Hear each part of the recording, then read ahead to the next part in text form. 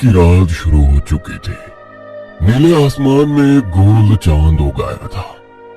काले अंधेरे में हवा के झोंके एक डर की दास्तान साथ ले घूम रहे थे। दूर पहाड़ पर खड़ी एक लोमड़ी ने सिर उठाकर चांद की तरफ देखा। कराहते हुए उसके मुंह से शरीर पर रोंगटे खड़े देने वाली ऊं ऊं की आवाज निकली। उसी राजमार्ग पर नीली हेडलाइट्स की रोशनी में एक ट्रक दौड़ा जा रहा था। ट्रक में ड्राइवर की सीट पर गुड्डू चमकीला बैठा था, चौकोर चेहरा। हालांकि उसके चेहरे पर दाढ़ी नहीं थी, पर उसके बाल बढ़े हुए थे। वो पंजाब की एक कंपनी में उत्तर प्रदेश की ओर से उत्पाद की डिलीवरी ले जा रहा था। उसकी पीली ट्रक के काले पहिए सड़क पर तेजी से दौड़ रहे थे। ट्रक के बोनट पर एक भद्दा उल्लू की पैनी निगाहों वाला भयानक टैटू बनाया दिख रहा था। ट्रक के बोनट के नीचे पहियों की बीच की जंजीरें खड़खड़ा रही थी, जो सुनसान शांति में नरक में कैद बुरी आत्माओं की तरह यातनाएं झेलते हुए चिल्ला रही थी। अचानक गुड्डू को विंडशील्ड से आगे ट्रक की पीली रोशनी में सड़क के किनारे एक काली साड़ी पहने गोरी रशियन जैसी लड़की खड़ी दिखी, जो अपने दोनों हाथ हवा में लहराते हुए उसे रोकने का इशारा कर रही थी। लड़की लगभग 25 साल की लग रही थी। उसका शरीर दूध सा गोरा था, जैसे रशियन की रशियन स्थानीय हो। काले बाल, स्ट्रॉबेरी जैसी मुलायम होठ, गहरी आंखें, मुलायम कमर। उसकी सफेद कार उस लड़की के बगल में खड़ी दिखाई दे रही थी। साथ ही उस लड़की के चेहरे पर एक डरा हुआ भाव था। गुड्डू बहुत दयालु स्वभाव का था। उसने उस लड़की के बगल में ट्रक रोक दिया। क्या हुआ बहन, आप इतनी डरी हुई क्यों हैं? गुड्डू ने पूछा। गुड्डू की बात सुनकर लड़की बोली, मेरे पति को गाड़ी चलाते समय दौरा पड़ गया है, क्या आप मेरी मदद कर सकते हो? लड़की ने डरी हुई चिंतित आवाज में कहा।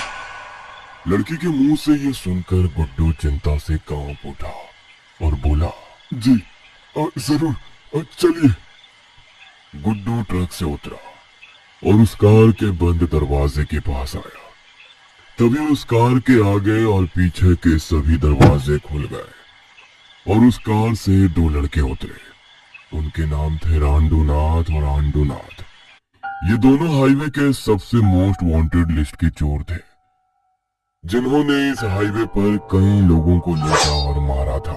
पुलिस उनका पीछा कर रही थी, लेकिन चूंकि रांडूनाथ और आंडूनाथ दोनों होशियार थे, इसलिए पुलिस उन्हें पकड़ नहीं पा रही थी, क्योंकि वो हर बार पुलिस को चकमा दे भाग जाते।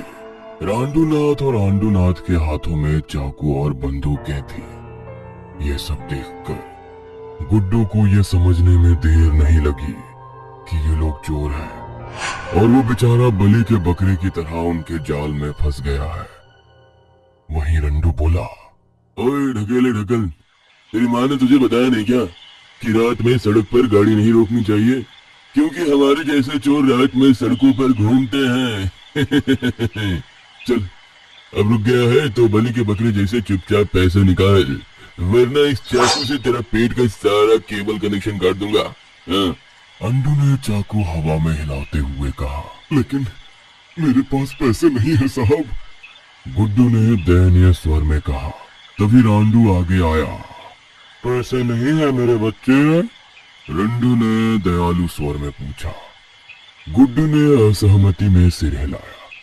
तभी पीछे से आवाज आई, अबे रांडू, पर वो तो तेरे बाप की उम्र का है, बच्चे की उम्र का तो तू है ना, अंडू ने कहा। तभी रांडू पीछे घुमा। तुझे अपना सड़ा हुआ मुंह खोलने को किसने कहा बे? चुपचाप शांत खड़ा रहना, ज्यादा डेडपुल मत बन। तू उस स्टोरी का साइड कैरेक्टर है, समझा क्या? पीले पेड़ के पीले पपीते, मतलब मैं वुल्वरीन हूँ। अरे वाह, अंडू ने खुश होते हुए कहा। हाँ चल, अभी चुपचाप बैठ।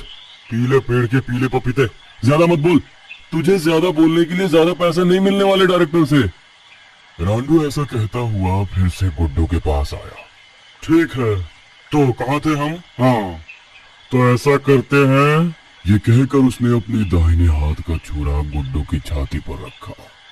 और फिर बोला, पहले मैं तेरा दिल निकालूंगा, फिर तेरी किडनी निकालूंगा, फिर तेरी ये छोटी छोटी आंखें निकालूंगा, फिर जब हम ये सब बेचेंगे ना, फिर तो हमें बहुत पैसा मिलेगा।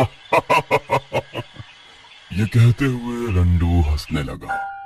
उसकी बातें और उसकी भयानक हंसी सुनकर गुड्डू डर गया और उसके हाथ पकड़ लिए और वो डर के मारे चिल्लाया, नहीं नहीं साहब, मैं झूठ बोल रहा हूँ, मेरे पास पैसे हैं, लेकिन प्लीज मुझे मत मारना, मेरी अभी अभी नई शादी हुई है। गुड्डू ने हाथ जोड़ लिए। तो फिर ड्रामा क्यों कर रहा था साले? खुद को ऋतिक रोशन समझता है क्या? ऐसा कैरेक्टर देके डायरेक्टर ने मेरी सारी भड़ास निकाल दी यार। रंडू ने गुड्डू को थप्पड़ मारा और उसका कॉलर पकड़ते हुए कहा, साले फिर ऐसा ड्रामा किया ना तो मेरा दोस्त अंडू तेरे नीचे के 6 करोड़ रुपए काट कर तेरे मुंह में डाल देगा। चल अब पैसे निकाल और तेरी बीवी को विधवा होने से रोक। रंडू गुस्से से बोला। गुड्डू ने अपनी जेब में जो कुछ भी था, फोन, पैसे, जो भी उसके पास था, इन दोनों को दे दिया। चुटकी ने तब तक गुड्डू की ट्रक की चाबी निकाल के ले ली, क्योंकि कहीं गुड्डू उनका पीछा ना करे। जल्दी गाड़ी में बैठो, रंडू बोला।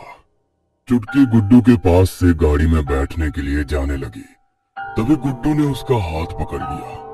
बहन, मैंने पैसे तो दे दिए ना, अब तो प्लीज मेरी गाड़ी की चाबी दे दो ना, मैं कसम से आपका पीछा नहीं करूंगा, चाबी दे दो प्लीज। गुड्डू ने विनती भरे लहजे में कहा, लेकिन चुटकी ने उसकी एक ना सुनी। वो बस उसका हाथ छुड़ाने की कोशिश कर रही थी, लेकिन वो छोड़ ही नहीं रहा था।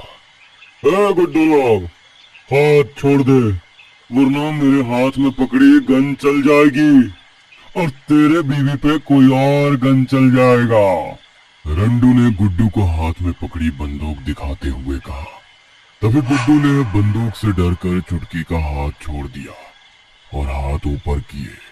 तभी जोर की आवाज के साथ रंडू की बंदूक से गोली निकली और गुड्डू के माथे पे जा लगी। गुड्डू जमीन पर गिरकर मर गया। रंडू, अंडू और चुटकी तीनों गुड्डू की लाश को देखने लगे। गोली गुड्डू के माथे पे जा लगी थी। उसके माथे में एक छेद हो गया था, उसमें से लाल खून निकलकर सड़क पर बहने लगा। अबे रंडू, तुझे कितनी बार कहा है कि खराब हुई बंदूक साथ में मत ले आया कर यार, इसका ट्रिगर अपने आप दब जाता है। अब देख लिया ना अपने लापरवाही का नतीजा, अंडू बोला। ये कहते हुए उसके चेहरे पर अफसोस, चिंता, दया या स्नेह का कोई भाव नहीं था, क्योंकि उसने पहले भी ऐसी कई हत्याएं और कत्लेआम किए थे। अंडू, अब अमिताभ बच्चन बन के ज्ञान मत फैल, चल, अब हमें पैसे मिल गए हैं ना, निकलते हैं, चल, रंडू ने कहा। तीनों कार में बैठ गए और कार लाल बत्ती दिखाते हुए आगे चली गई। भूत पिशाच पुराणों में कहा गया है कि जो व्यक्ति पूर्णिमा और अमावस्या की रात को जिस किसी सुनसान जगह छल कपट से हत्या स्वरूप में मर जाता है, वो छलावा पिशाच भूत में आत्म स्वरूप जिंदा होकर इस अंधेरे में बदले की आग लिए लौट जाता है।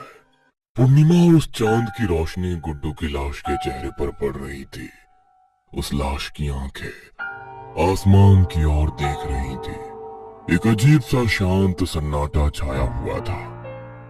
आसमान में पूर्णिमा की दूधिया चांद दिखाई दे रहा था। तभी वो सफेद चांद रक्त चंद्र में बदल गया और चांद की लाल अलौकिक आत्म किरणें गुड्डू के प्रेत शरीर पर पड़ने लगी। उन किरणों से गुड्डू का प्रेत कांपने लगा और अचानक अंडरटेकर की तरह कमर तक उठ खड़ा हुआ। अब गुड्डू का चेहरा बदल गया था। वह जिंदा इंसान नहीं लग रहा था। उसका पूरा चेहरा लाश की तरह सफेद हो गया था। उसकी आंखों की पुतलियां केसरिया रंग से चमक रही थी। उसमें मीरी का एक टुकड़ा था। उसके चेहरे पर एक कठोर गंभीर भाव फैल गया था। उसके सिर में लगी गोली के छेद से लाल खून निकल रहा था, जो समय के साथ सूख कर काला पड़ गया था। हाथों के नाखून बढ़ गए थे। धोखा, धोखा, मुझसे पैसे भी लिए और मुझे मार भी डाला। तुम लोगों ने ये अच्छा नहीं किया। तुम लोगों ने मुझे धोखा दिया है। अब मैं तुम्हें छलावा बन के मारूंगा।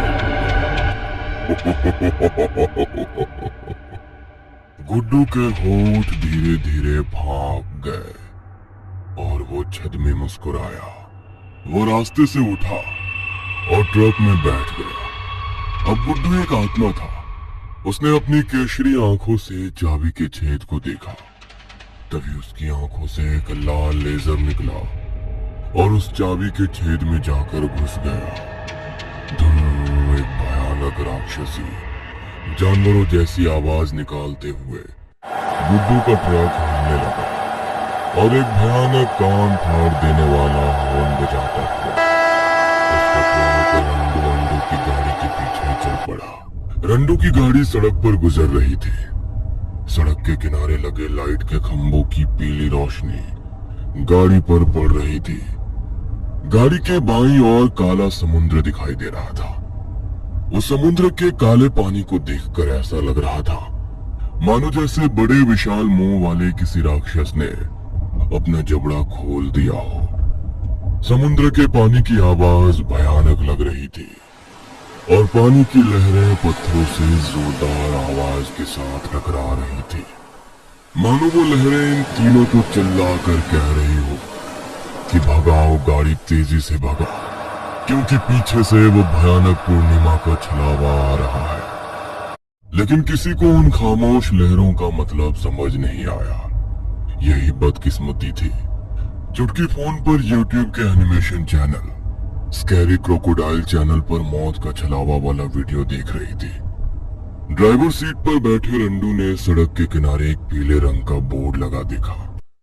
बोर्ड पर लिखा था, the forest area start, don't stop the car. माल के बोर्ड है, कुछ लॉजिक नहीं है भाई। एक नंबर लग जाए तो क्या करेंगे? रंडू ने प्रशासन बोर्ड का मजाक उड़ाया और कंधे उचकाते हुए हंसने लगा। अंडू भी हंसने लगा। थोड़ी देर बाद वीडियो देख के चुटकी थोड़ी थकान महसूस करने लगी, इसलिए उसने आंखें बंद कर ली और वहीं सो गई। सड़क पर फैली हुई शबनम धुंध सड़क आत्मा की तरह बन रही थी। सड़क के एक तरफ काले पेड़ थे तो दूसरी तरफ गहरी घाटी।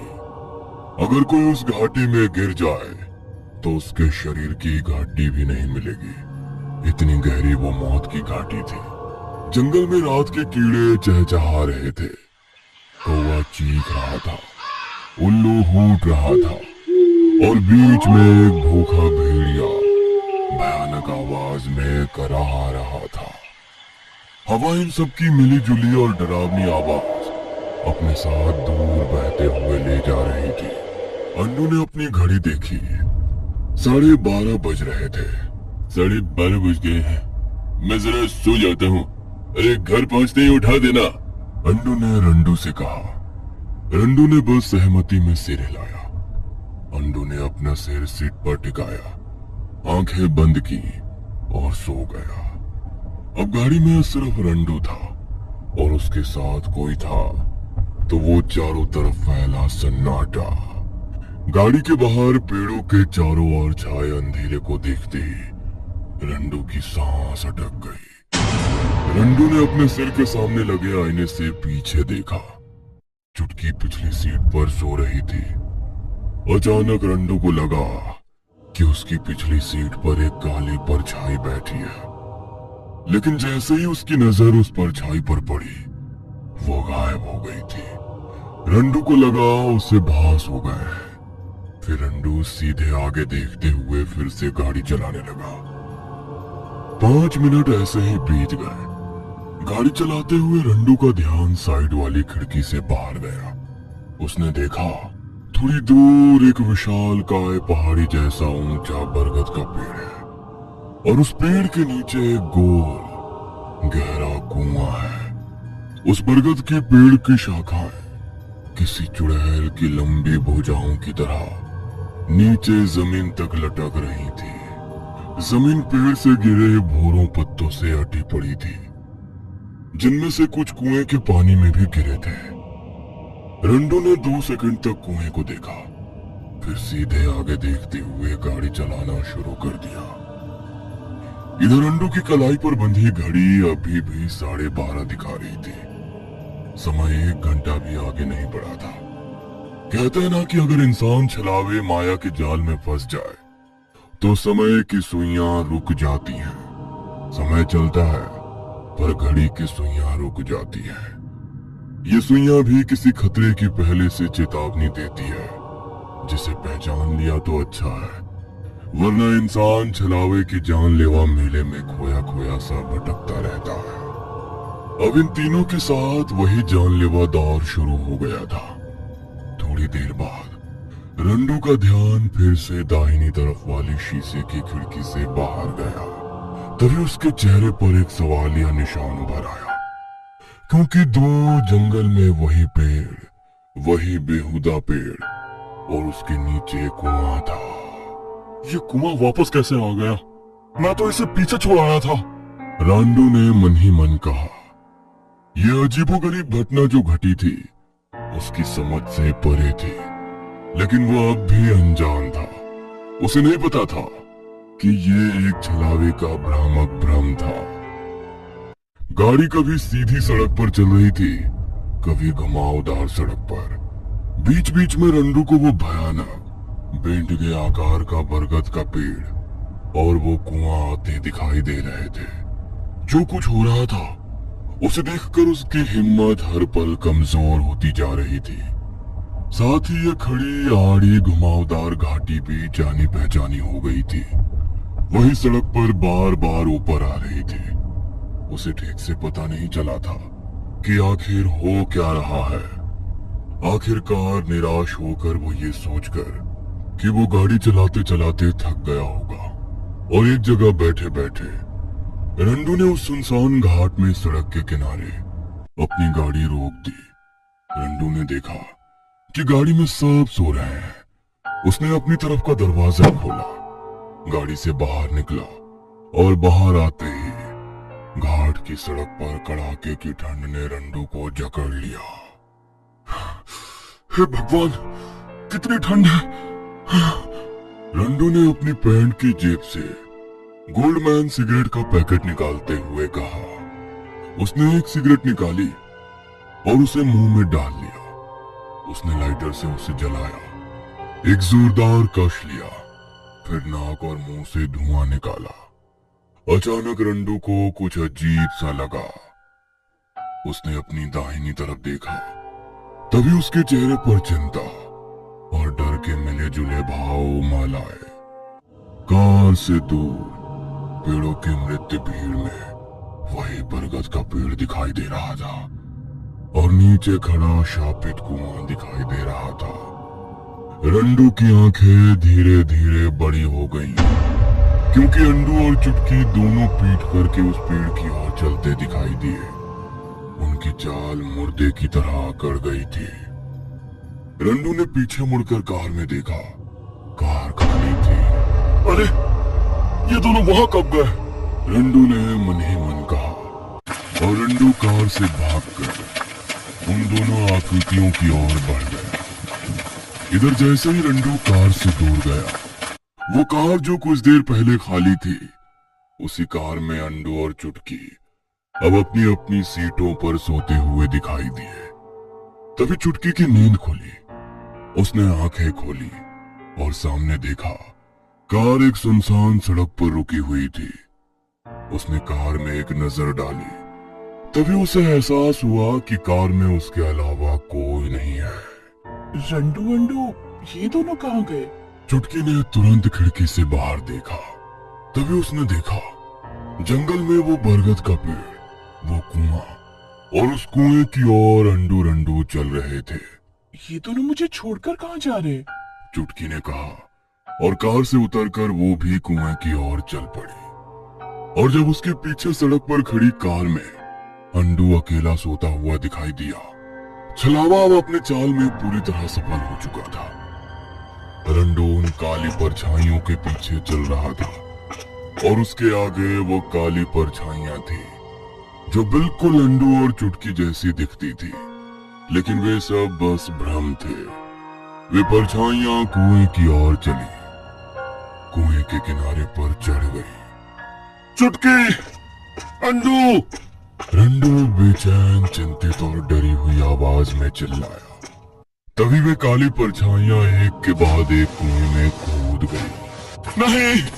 रंडू जोर जोर से चिल्लाता हुआ कुएं के किनारे पर आया और किनारे पर चढ़कर कुएं में कूदने ही वाला था कि बीच में ही रुक गया, क्योंकि उस कुएं में अब कोई नहीं था, सादा पानी भी नहीं था। कुआं पूरी तरह खाली था। रंडू के शरीर पर डर का बुखार चढ़ गया। उसकी आंखें चौड़ी हो गई। डर के मारे उसके दांत भींच गए और पसीने जैसी आवाज आने लगी। उसका पूरा शरीर कांपने लगा, मानो वो डर के जहर में भर गया हो। यह घटी घटना अजीब, अकल्पनीय और भूतिया थी। वो ये बात अब समझ गया। अचानक एक हाथ उसके पैर पर पड़ा। अचानक पड़े इस हाथ से रंडू चौंक गया और पानी में गिर गया। अब कुएं में पानी था और रंडू उस पानी में तैर रहा था। रंडू, डर क्यों रहे हो? मैं तुम्हारी चुटकी हूँ। चुटकी ने मुस्कुराते हुए कहा, लेकिन उसके चेहरे पर आई मुस्कान बस कुछ ही पल रही और उस चेहरे पर डर उतर गया, क्योंकि शरीर रंडू के पीछे से पानी के अंदर बाहर गुड्डू का प्रेममय ध्यान बाहर आया और फिर हाथ आए और उन्हीं हाथों से उसने रंडू का गला घोट कर उसे पानी में खींच लिया। रंडू ने नींद से आंखें खोली। तभी उसने कार के शीशे से अपने सामने एक ट्रक खड़ा देखा और उस ट्रक का ड्राइवर को बैठा देखकर अंडू की नींद खुल गई। डर ने उसके शरीर को जकड़ लिया, क्योंकि जिसे उसने अपने आंखों के सामने गोली मारते हुए मरते देखा था, वो मृत्यु गुड्डू उस ट्रक में बैठा था। लेकिन उसका भद्दा रूप देखकर अंडू तुरंत समझ गया कि ये जिंदा नहीं है, ये पिशाच बन गया है। गुड्डू की लाश ने अंडू को एक कुटिल मुस्कान के साथ देखा, फिर आगे देखा और ट्रक को गियर में डाला और गाड़ी जोर से आगे बढ़ गई। अंडू ने ट्रक जिस तरफ जा रहा था उस तरफ देखा। उसने देखा कि सामने एक कुआं था और चुटकी उस कुएं के सामने खड़ी थी। चुटकी ने गुड्डू की लाश को रंडू को मारते देखा था, जो देख वो सुन्न हो गई थी। तभी उसकी कानों में एक पम जैसी हॉर्न की आवाज घुसी और उसने झटके से मुड़ के पीछे देखा। बस नहीं, ट्रक की पीली हेडलाइट उस पर पड़ी और अगले ही पल ट्रक का अगला हिस्सा उससे टकरा गया। कमर के नीचे लगे लोहे ने चुटकी की कमर को दबा दिया और उसके दोनों पैर नीचे गिर गए, जबकि हाथ पैर कमर के ऊपर चेहरा सिर का भाग दोनों में गिर गया। चुटकी! अंडू डर के मारे चिल्लाया। उसकी आवाज सुनकर गुड्डू की लाश ने अपना सिर बाहर निकालकर गुस्से से उसे देखा। स्टीयरिंग व्हील घुमाकर ट्रक ने यू टर्न दिया और ट्रक जोर से अंडू की तरफ आने लगी। ट्रक पूरी रफ्तार से अंडू की तरफ आया। अंडू दोनों हाथ उठाकर चिल्लाया और फिर ट्रक ने जोरदार आवाज के साथ कार को टक्कर मार दी। जैसे रोहित शेट्टी की फिल्म में कार उड़ती है, वैसे ही कार हवा में 2 बार 3 बार घूम गई, छत पर पलटते हुए नीचे गिर गई। हुआ था। उस टूटे शीशे के एक दरवाजे के पास खून से लथपथ अंडू बाहर गिर गया था। ट्रक के दरवाजे से कूदते हुए गुड्डू की मुर्दा लाश बाहर आई। हाथ में कुल्हाड़ी थी जो हाथ से कंधे पर पकड़ी थी। उसी कुल्हाड़ी को जमीन पर रगड़ते हुए वह हैवान अंडू के पास आया। अंडू ने गुड्डू की तरफ देखा। उसका चेहरा भूतिया था, आंखें केसरिया रंग से चमक रही थी। उसके मुंह से काला तरल पदार्थ निकल रहा था। प्लीज प्लीज मुझे जाने दे यार, मुझे मत मारो, मैं तुम्हें बहुत सारा पैसा दूंगा। अंडू ने अपनी जान की भीख मांगते हुए कहा, अब मैं जिंदा नहीं हूं अंडू, और मरे हुए लोग पैसों की तरफ आकर्षित नहीं होते। गुड्डू ने कर्कश स्वर में कहा और हंसने लगा। उसके हाथ की कुल्हाड़ी ऊपर उठ गई और तेजी से नीचे आ गई। अंडू के वो अंतिम मौत की चीखें पूरे जंगल में गूंज उठी। अंडू, रंडू और चुटकी, उन तीनों को अपने पापों की सजा मिल चुकी थी। वही पूर्णिमा की श्रापित रात फैली हुई थी। उसी हाईवे पर एक बुलेट दौड़ी जा रही थी। ड्राइवर की सीट पर एक आदमी बैठा था और पीछे पत्नी बैठी थी। तभी गुड्डू का ट्रक उनके पीछे आया और उसके पीले दांतों पर एक शैतानी हंसी छा गई, क्योंकि फिर से छलावे का मौत का नंगा नाच शुरू होने वाला था।